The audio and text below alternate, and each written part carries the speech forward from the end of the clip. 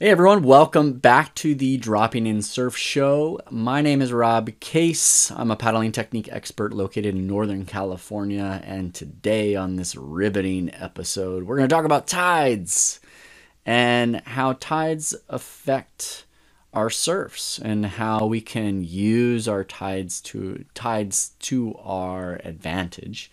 For those of you that haven't listened to the show before, the show tries to tie in math and science into the world of surfing and how it might help us progress, get better, and have more fun out in the water. So let's dive into it. So the tides. I'd like us to start with what the tides are, and then end with how is this knowledge of the tides going to help us as surfers or hurt us as surfers. And one of the things that I learned very early on is that the tides actually don't come in or out. They don't really rise or fall, which is bizarre. So what happens is that there's actually a bulge of water. And there's actually two of them on different sides of the earth, caused by the sun and then caused by the moon. And what happens is that we rotate inside that bulge. So I know it's a bizarre concept, but think of a bulge on one side of the earth and a bulge of water on the other side of the earth. And then the earth is rotating into and out of that bulge. So at certain parts of the planet, there is no bulge. And in other parts of the planet, it is a bulge. So high tide would be where the bulge is, and low tide would be where the bulge isn't. But the bulge kind of creates this ellipse around the earth. And then we rotate into and out of those bulges. And that's really what's happening. But our perception is that our perception is that the tide is going up or down. The bulge is because of the moon's gravitational pull. So as the moon rotates and orbits around us, because there's this difference between one side of the earth and the other side of the earth, the water stretches along the line the moon's tidal forces are pulling on. And technically it does that for everything. Water is just more responsive because it's a liquid. It's actually happening to the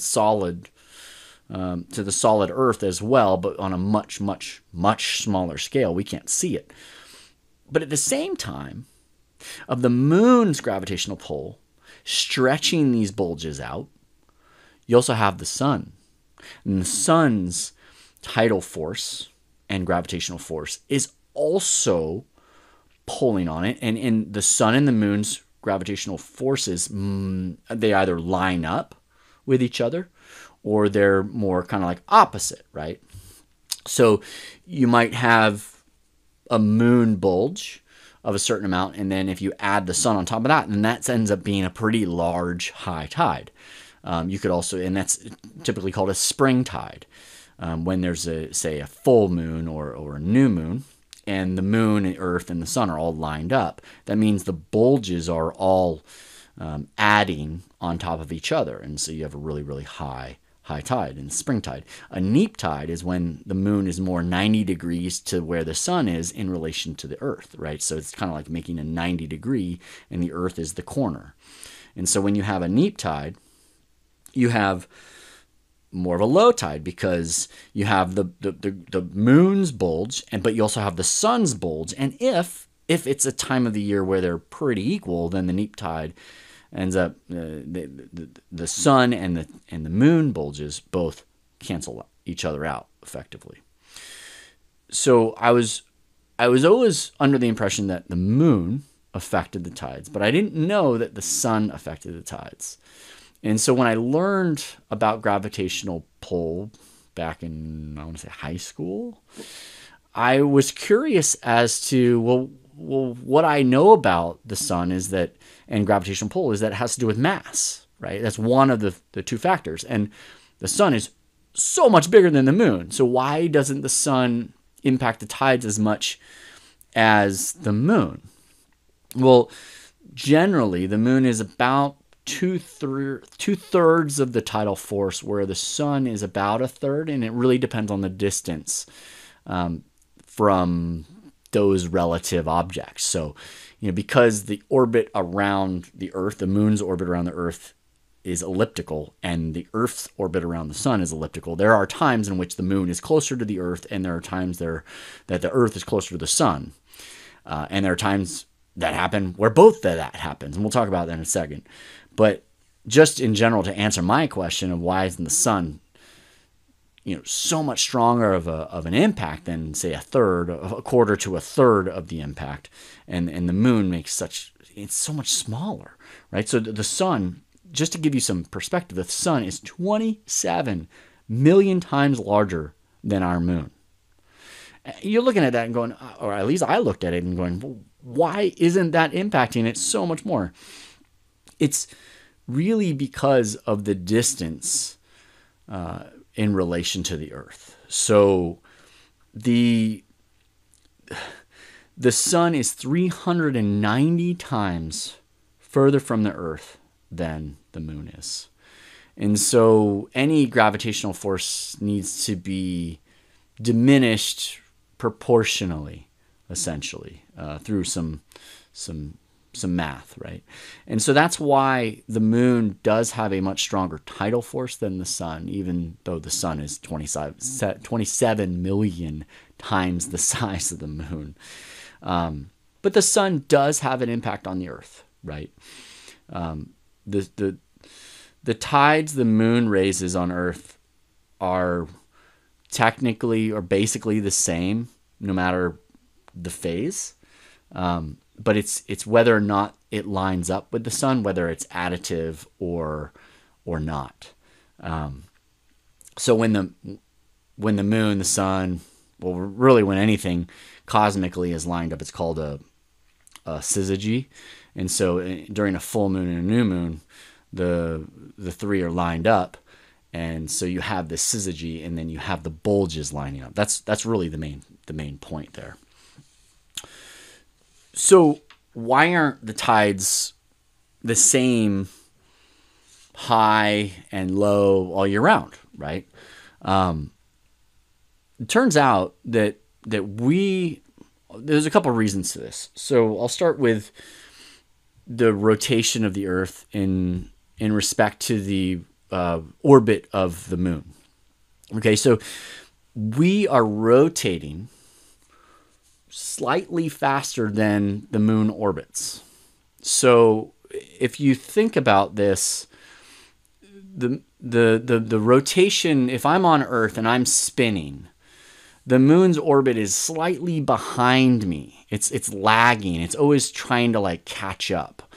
So if you think of the water as me now, so let's say I'm the water, and the moon has this gravitational pull on me, then as I'm turning away from it, I'm turning counterclockwise, I'm turning away from it, and the moon is kind of lagging. It's pulling on me, and what it's trying to do, the moon is tugging on the bulge. It's tugging on me, the water, trying to line it back up, and so it does that against the counter rotation of the Earth as the Earth spins, and so technically, that is slowing down the rotation of the Earth. And there's been science proving that that the Earth is very slowly slowing down, very, very slowly slowing down over the many years. But that's not the point. The point is that that's one of the reasons why there's going to be different highs and lows throughout the year. Another one has to do with the orbit, the elliptical orbits of the moon and the Earth around the sun. So it's not a perfect circle. And so because of that, there are times throughout the year in which the moon is closer to the Earth, like what's called perigee and apogee. So throughout the month, there is a perigee and an apogee. And then throughout the year, there is a I'm going to butcher this, perihelion and an aphelion. And that's to do with the orbit of the Earth around the sun. So what that basically means is peri is closer, and aphelion is further away. So apogee is further away for the moon. The moon is the furthest from the Earth in its orbit, and perigee is the moon being closest to the Earth in its orbit, and perihelion is the Earth being closest to the sun in its orbit throughout the year, and aphelion is the furthest away. So generally, you have around January 2nd is the Earth is the closest to the sun, and July 2nd the Earth is the furthest away from the sun, and then perigee and apogees for the moon. Well, that happens every month because there's the Earth. The moon is almost rotating around the Earth. It's about 27.322 days is the orbit of the moon generally. So you have these elliptical orbits and times of the year in which, when the moon and the sun kind of working together, are lined up different angles in different geometries that are pulling on these bulges in different ways. And so that's another reason why there's not kind of the same high and low all year round. It's these impacts of the strength of the poles. Now, also, you got to also think it's not a perfect ellipse in a singular plane.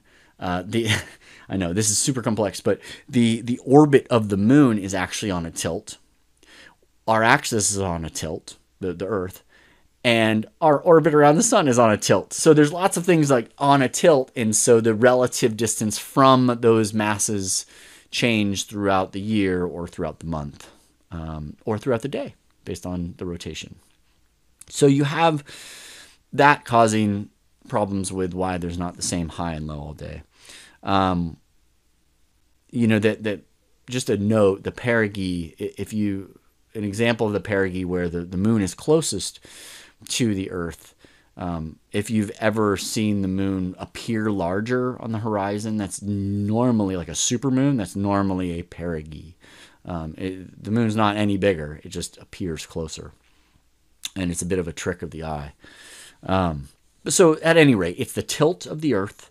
It's the location of the orbit in relation to the sun and to the moon, and the moon's elliptical orbit timing all play a factor in why there aren't just the same highs and lows all year round. So question is, how many tides are in the day? So you have generally 2 highs and 2 lows every lunar day, and that's called semi-diurnal. 2 highs and 2 lows every lunar day. So a lunar day is the time it takes for a specific site on the Earth to rotate from an exact point under the moon to that same point under the moon, right? So to us, our perception is that a day is 24 hours, right? But remember, the orbit of the moon, I mentioned, is a little bit slower.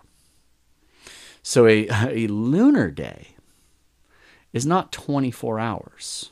So as we're rotating, it's orbiting around, right? And so it's actually lagging a little bit. And so a lunar day, from our perspective, is 24 hours and 50 minutes. So there's that 50-minute lag that's happening.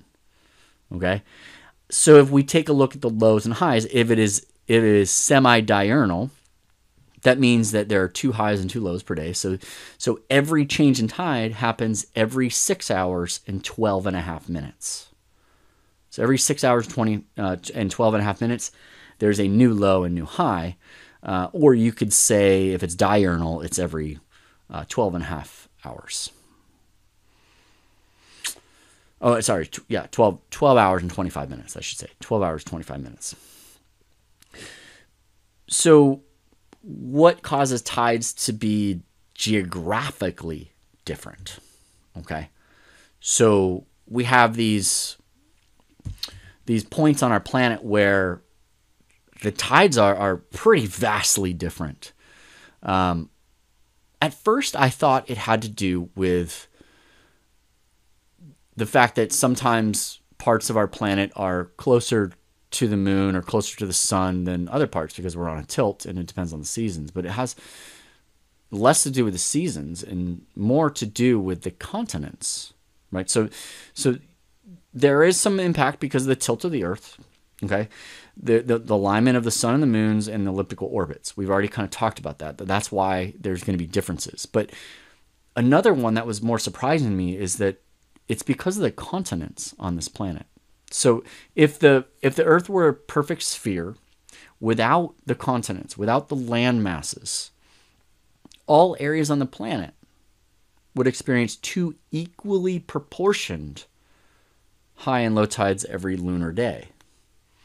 So every 24 hours and 50 minutes, they'd have equally proportioned high and low tides. So proportion is meaning that, it's going to go up 3 feet and it's going to go down 3 feet. And it's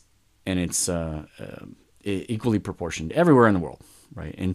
But we don't see that. We see some areas are diurnal, where you only have one high tide and one low tide, and so that's an exception to the semi-diurnal, where you have two highs and 2 lows. You have some that are kind of mixed semi-diurnal, where the highs and lows are not proportionally matched, and there are some areas on the Earth where semi-diurnal, where they're almost perfectly matched in terms of the ratio of high and low throughout the 24 hours and 50 minutes. So why are there some areas of the world where there's semi-diurnal, diurnal, and mixed semi-diurnal? So what happens is again, if the Earth were a perfect sphere without the continents, they would all experience 2 equally proportioned highs and lows per lunar day. The large continents, though, they block the westward passage of the tidal bulge as the Earth rotates counterclockwise. So again, the Earth is rotating counterclockwise, right? And there's this moon that's kind of lagging behind, and it's pulling that ocean, that water, westward. But here's the thing, these continents are getting in the way. And so the water isn't allowed to go anywhere at that point, right? And so it just blocks it. And so it's unable to move just freely around the globe. And so what happens is, what's wonderful about water is water likes the path of least resistance. And so it's going to find a path of least resistance, and it's going to go into that bay or inlet, or go down a riverbank, right? And so they end up establishing these really complex patterns shaped around the continents, right? And those complex patterns can be greatly different than what we would expect from a scientific and physics-based point of view of how the tides are supposed to move based off of the moon and the sun and their respective orbits and timing of them. So, for example, the Gulf of Mexico has a diurnal tide, right? It's got one high tide and one low tide per day, right? Whereas, just right around the corner, the east coast of the U.S. has semi-diurnal tides, where you have almost the same proportion of highs and lows. Like pretty, it's like up, down, and then, the magnitude does change every 24 hours and 50 minutes, every lunar day. But it's equally proportioned. And that's just around the corner. Just around the corner from the Gulf of Mexico, it has this. Which is crazy, right? And then on the other side of the U.S., and actually, hey, let's just go south of there. Just south of there in the Caribbean, you have this mixed semi-diurnal. And on the West Coast, where on the West Coast you have mixed semi-diurnal. Here on the West Coast, you have these low tides and these high tides they're not proportioned the same. So you sometimes have like a really, really low, and then you have like a medium high, and then you have a higher low, and then you have a high. For example, that's just an example. And so you have these like mixed proportions of highs and lows. And so the proportion of those tides are really based on the location around the world. And so when you look at tide charts from one solar day to the next, you'll see that generally the high tides and the low tides will shift, guess what? About 50 minutes. Because you have a solar day versus a lunar day, which is the only difference is 50 minutes. There's a 50-minute lag. So that's one way, like if you don't have a tide chart, but you knew yesterday's tides, approximately the timing of them, you can calculate it just by adding about 50 minutes. You won't be able to calculate the magnitude increasing or decreasing, but you'll know when the high and when the low approximately are. It's crazy, right? So what else affects tides? Well, you have also the shapes of the bays and estuaries and lagoons that are attached to the ocean that sometimes will funnel water in or prevent water from going in. So the Bay of Fundy in Nova Scotia is a great example. That's a funneling effect where they have 15-meter tide shifts. 15 meters, 45 feet. More than 45 feet. That's incredible. That's a huge tidal shift. And so you have a lot of things that go along with that. But that's another thing that affects tides are these funneling effects in different parts of the world. I found what was interesting that I didn't know, but the local wind and weather patterns can also affect tides. So strong offshore winds can actually move water away from the coastlines, exaggerating low tide. And onshore winds can pile up water onto the shoreline, which virtually eliminates low tide exposure. So that one was new to me, though I had observed that happening over the years. I never thought about that. And then high pressure systems, kind of calling back to one of our earlier podcasts, high pressure and low pressure systems can also affect tides to a certain degree. So high pressure can depress sea levels, right? High pressure pushing down on the sea can lead to exceptionally low tides if it aligns, of course, also with the low tide that the moon and the sun are also affecting. And then conversely, low pressure comes with usually a lot of rain and cloudy overcasts, and those conditions are typically associated with tides that are higher than predicted. So those were surprising to me that you got wind and weather patterns that can also affect the tides. So, what affects the tides? You got the shapes of the bays, you've got the sun and the moon in their elliptical orbits, you have local wind and weather patterns. So we finally get to the question at hand. How does this understanding of the tides help us as surfers? And I kind of came up with 4 different areas. So 1, the magnitude of the tides impacts surf spots, whether they'll break or not. So if you recall from earlier podcasts that I've mentioned, as well as the one on peel angle, where we talk about features under the water, a wave will shoal or begin to break when the water depth is approximately 1.3 times the height of the wave. So a 10-foot wave requires about 13 feet of water to begin to break, to begin to shoal on that given feature. So obviously, if you're thinking about that one feature, say it's a sandbar, right? And that one sandbar is 13 feet deep, and there's a 10-foot wave coming in, and 6 hours later, it's low tide. That one feature is no longer 10 feet deep. I'm sorry, 13 feet deep. That feature is no longer 13 feet deep.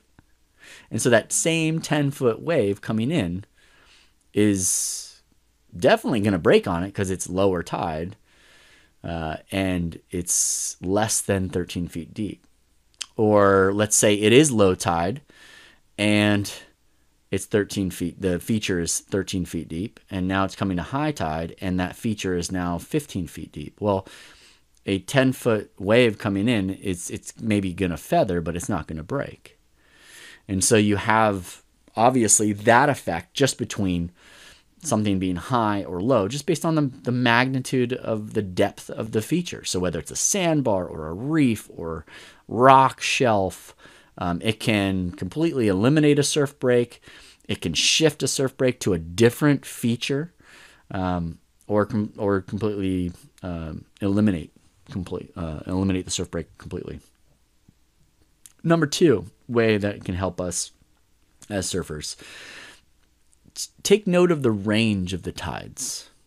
Right? It's almost equally as important as just the absolute data point, whether it's high or low, right? Because you can have a high tide, and I'm using the West Coast as an example here. You can have a high tide of about 3.5 feet, whereas sometimes that's a low tide. So around here we have generally about a 6-foot tidal shift, depends on the time of year. Sometimes we only have a 3-foot tidal shift during the time of year, right? But you have these differences in just the range, right? In Alaska, it's like a 12-foot change. It goes from a -1 to 11 feet, right? And so that range is extremely, extremely important. Around here, there are spots that only break on a 4-foot tide or higher. I don't even bother checking if it's... Then people are like, oh, it's a high tide break. No, not necessarily. It's 4 feet or higher high tide break where it breaks. And the direction of the swing makes a difference as well. There are breaks around here that don't even start breaking unless it's a negative tide. Right? And so knowing the range and the magnitude of them is, again, equally important as the timing of a high and a low tide. Number 3, the rate of the tidal swing. And this goes hand in hand with the magnitude and the range. The rate of the tidal swing affects the quality of the waves and even our ability to go out, or even the ability of whether a wave is going to break nicely or not. So if you have a 12-foot range in tides, you got to remember 12 feet has to move within 6 hours, 12.5 minutes. That's a lot of water to move in and out really, really fast. And so it develops certain currents as it moves in and out. It floods and then it ebbs, right? And the rate at that change has a lot to do with that magnitude in that range. And it can affect the waves coming in. Obviously, because of reason number 1, it could stop breaking altogether or it could start breaking. But also just that water moving in and out. And again, I hate saying in and out. We are moving into the bulge or we are moving out of the bulge at that rate. That's really what's happening, right? But that could affect the quality of the wave. And if you're waiting for a set to break and the swell is changing, I mean, you could look at something like in Alaska and have maybe a 1 hour window when a particular break is breaking. And if it's at a point of the curve where it's the steepest, right? The 6 hours, 12.5 minutes is fixed. So you got to move 12 feet of water in 6 hours and 12.5 minutes. That's fixed. That's not changing, right? So knowing that the middle 2 tides of this curve are moving the fastest of any curve, doesn't matter the magnitude, but the middle 2 tides, 2 hours of every tide shift is moving the fastest, whether it's up or it's down. The middle 2 hours is moving the fastest. That means it's moving all that water the fastest. And because there's lots of water moving, the conditions change dramatically. But knowing that can help you determine, when and where you need to paddle out, where and when you need to surf.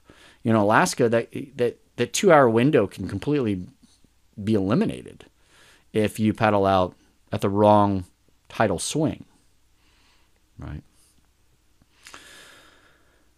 Then as the tide begins to shift, right, it starts to slow down, right? So you have all this water. Let's say it's an incoming tide.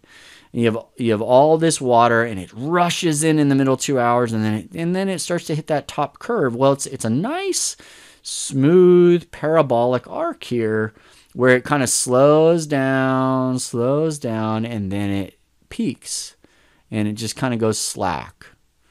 And so in that one moment of slack high tide or slack low tide, you can eliminate the impact of tide as a variable in the ocean. Wind is still there, swell is still there, currents from wind and from swell are still there, but the current from the tide is no longer there.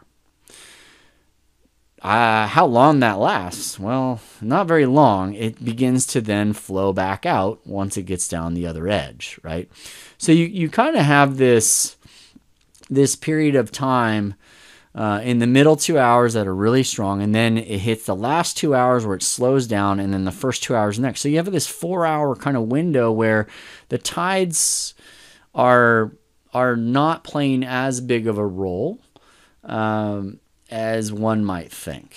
Okay, so that's interesting to know. A lot of people out in the water are like, oh, we're doing the tidal switch, that's why the waves stopped. And we're going to get to that question, because that is a question that I have asked many times. Like, really, is that a scientifically proven thing? And I'm going to get to that in a second. Well, kind of like that, almost a question like that. But that is an observation that I've made over the years. You know, it's all drained out at the bottom tide. It's all drained out, and the waves stop. Right? Well, really? Is it just this break where that happens? Because there are certain breaks that are really, really good on an outgoing tide. And there are other breaks that are terrible on an outgoing tide. It also depends on the magnitude and the range of that. And so that is more locally specific. So that would be maybe a takeaway for you to really observe your local conditions and try to determine what tides and tidal shifts and changes work for you. The last thing that I think that knowing about these tides is going to help you as a surfer is thinking about kind of the water surrounding your surf break. So I live in the San Francisco Bay Area and surf at Ocean Beach quite often. And a lot of people talk about the paddle out at Ocean Beach and the currents. So the currents are affected by the swell direction and the swell size, but also by the tidal swing, because of its proximity to this huge body of water just inside the Golden Gate Bridge. So once again, you have just understanding that there's all this water inside the bay that needs to flood in and ebb out every 6 hours, 12 and a half minutes. That's a lot of water moving. There's the North Bay, San Pablo Bay, there's San Francisco Bay, there's South Bay, there's the East Bay. That's a lot of water moving in and out. And it takes almost that long for some water to go all the way up into the Petaluma River where I'm at or I'm near, right? So for the tides to effectively become high tide up here, it's different than the high tide at Ocean Beach, because at Ocean Beach, proximity-wise, it's closer to when the water starts moving in. Whereas it's got to go all the way up through San Francisco Bay, up to San Pablo Bay, and up the Petaluma River, and then all of a sudden the tide changes. And so you have these great currents that ebb and flow, but also there's a lot of water moving in and out. And how does that affect my surf break at Ocean Beach? Well, that effectively, because of all that water moving in and all that water moving out, creates a current based off the tidal shift along the beach, north to south. So knowing that, if I knew the tidal swing and the degree to which the tidal swing is, I can plan around when Ocean Beach is better conditions, as well as look at, this drop from high to low isn't all that strong, so I can go mid-tidal shift and not have to deal with too much current. For example, this switch from high to low is 6 feet. I don't want to deal with that. I'm going to wait until it starts to slow down about 2 hours before low. Those types of strategies help immensely. I have another story of another place up here that has a lagoon on the inside. And again, it's a smaller scale of the San Francisco Bay, but it's the same impact. But in this lagoon, you have a very small inlet. So the inlet to the San Francisco Bay is pretty small. Where the Golden Gate Bridge is. And if you hear about the currents underneath the Golden Gate Bridge, that is a big deal. Like Fort Point, you don't surf Fort Point on an outgoing tide because of how strong the currents are. And it's because of that funneling effect. So this lagoon that I'm speaking of the surf break, the surf break's actually in the middle of the channel. And so you would think, well, if it's an outgoing tide, it's just going to pull you out to sea. It kind of does that if you're in the inlet. So you can paddle out through the inlet and make it out the back pretty easily if you just follow that current that takes you out. Conversely, if the tide is coming in, you could be paddling out in the middle of the channel and just be held there in place. So a good strategy, look to left of you, right of you, and paddle to the left, right, get out of the inlet altogether, walk to the edge of the inlet, paddle out there, paddle over to where the channel takeoff zone is, and then paddle in to resume surfing. So these little strategies is all based off of my knowledge of what the tides are doing during that particular time that I'm surfing. And it can help or hurt my energy levels, the number of waves I catch, so on and so forth. So you got all these things. You got tides affecting whether waves will break. You've got the range being almost equally as important as the absolute data points, just knowing how high or low it is. And the tidal swings and the rate of water coming in and out affecting currents.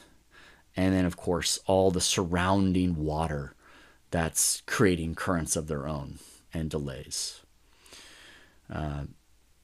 So, on that last point, one thing I didn't mention is that when there's large bodies of water in like an inlet or a lagoon like the San Francisco Bay or this other lagoon I'm talking about, there is a bit of a delay sometimes between when the tides shift and the current starts to turn around. So, for example, at Ocean Beach, San Francisco, let's say there's a peak high tide at, say, 10 a.m., and it tops out at 10 a.m. Well, a lot of people will say, well, I'll surf from, say, 10 to 12, and then from 12 to 2, I'm not going to surf because it's this flow out. But there's a bit of a delay because there's so much water moving into the bay and so much water moving out of the bay. There's almost a slight delay between what you experience in the water and in the surf between what's on these charts. So knowing kind of approximately what that delay is helps you as well beat the crowd. I'm not going to tell you what that delay is because that's my little competitive advantage. You guys get to try that on your own. So we come to that final question that we're dying to know. Does an incoming high tide, for example, help waves get stronger? We've all seen that. We've all heard that. Oh, yeah, you guys got to be here on incoming tide. Assuming that the break breaks on a high tide, let's say, right? And it's not feature-based. Was there science behind that? Well, we can observe it. And back in 2008 at the University of Plymouth in the UK, there were some scientists that actually wanted to test this. And they actually did conclude that there was a maximum in wave power consistently occurring on the rising tide. And they even gave us a time, about an hour and 6 minutes prior to high tide. So you have this curve where in the middle 2 hours it's moving the fastest, but what they're saying is that its impact on wave strength maxed out at 1 hour and 6 minutes prior to the high tide, consistently. And it was irregardless of wave refraction, shoaling effects, sea breezes, reflection, all sorts of things that they tested, all these different things that could impact the power of a wave. They eliminated and they said, yeah, this was solely a tidal change. Now, what my question is, was there another study that studied, does an outgoing tide diminish energy? An hour and 6 minutes prior to low tide, for example. I haven't found any data on that. If you have, please send it my way. I'd love to read it. But at least there's a little bit of science behind that mythological observation we all thought was true, and we experienced it. And if there is a little bit of an extra push an hour before high tide, and it's scientifically proven, then maybe there is some logic and reasoning behind other areas where the tide can impact the power of the wave in a negative way. But for now, hopefully, we've all learned now that the tides can, they're interacting with water surrounding the surf break, the features underwater, the swell characteristics arriving at the shoreline. It all affects the waves we break. And hopefully you've got a little bit more knowledge on why that is, and it helps you identify when to go surfing and when not to go surfing, for example. So best thing to do now is to study your local break and identify the characteristics of the tide that it likes, right? And that takes a bit because the swell isn't always the same, right? But the tides are pretty predictable. It's the one thing we can control, is knowing when the tides are going to change. Is the one thing we can control. So I really want you to be a master at the tides for your local break, because it is the one thing you control, right? You can't control everything else. You can't control the wind or the swell forecast that can come and go. Both of those can be delayed, but the tides are pretty fixed. And now that you know that there's all this water moving in every 6 hours, 12 and a half minutes, in or out, and technically we're moving in or out of that bulge every 6 hours and 12 and a half minutes. Now you can create strategies to help you save energy and catching more waves. So I really hope that you enjoyed this podcast. I had a good time researching and putting this together. Reach out with questions, and until I speak to you again, I'll see you in the water.